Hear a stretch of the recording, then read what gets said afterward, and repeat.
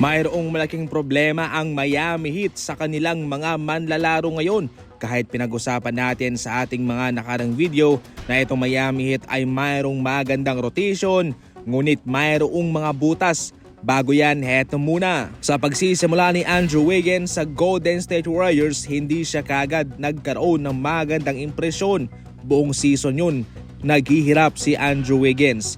Sa 2022 lang siya nakabawi kung saan tinulungan niya ang Golden State Warriors na magkampiyon at sa taong iyon ay hinirang pa nga siyang NBA All-Star. Tunay naman talagang tinik sa lalamunan ng mga kalaban itong si Andrew Wiggins. Sa 2022, siya ay nag-a-average ng 17 points, 6 rebounds and 2 assists per game sa loob yan ng 73 games. Hindi biro ang 17 points, especially sa kupunang mayroong Klay Thompson, mayroong Draymond Green at mayroong Stephen Curry.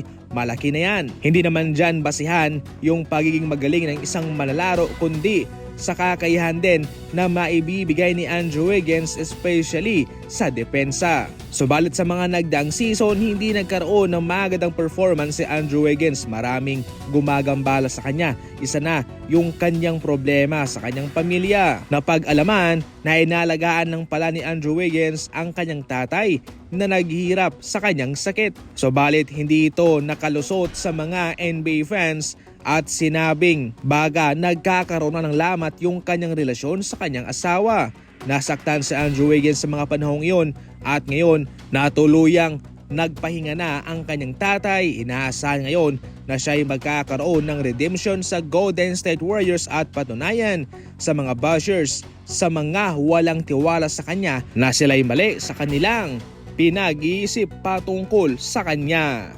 Kinakailangang magkayod kalabaw ngayon ng mga manlalaro ng Miami Heat sapagkat hindi naman nila pupwedeng iasa lahat kay Jimmy Butler.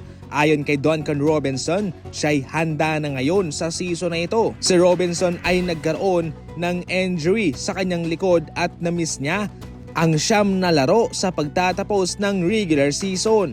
Sa playoff naman, limitado lamang yung kanyang paglalaro dahil doon. Pero ngayon inaasahan daw na siguradong siya'y handa nang makasabak sa aksyon. Sa paglipat ni Caleb Martin sa Sixers sa free agency, palaisipan ngayon kung sino nga ba ang papalit sa kanyang responsibilidad o kung sino ang pupuno sa kanyang naiwang posisyon. Defensive asset ng Miami Heat itong si Martin. Malaking butas ang kanyang iniwan sa kanila. Subalit, pinapangako naman ni Jaime Jaquez na siya na ang papalit sa papel ni Martin. Ayon pa kay Jaquez, pwede nga raw na siya na ang tatao sa best player ng kanilang kalaban. Depende raw sa ipapagawa ni Coach Erik Spoelstra sa kanya. Kung sasabihin ni Coach na, Martin, kinakailangan mong bantayan ang best player sa kabila, habulin mo siya, pigilan mo siya, gawin mo yon. Hindi siya magdadalawang isip na sundin ang kanyang coach at gagawin niyang lahat para magawa iyon.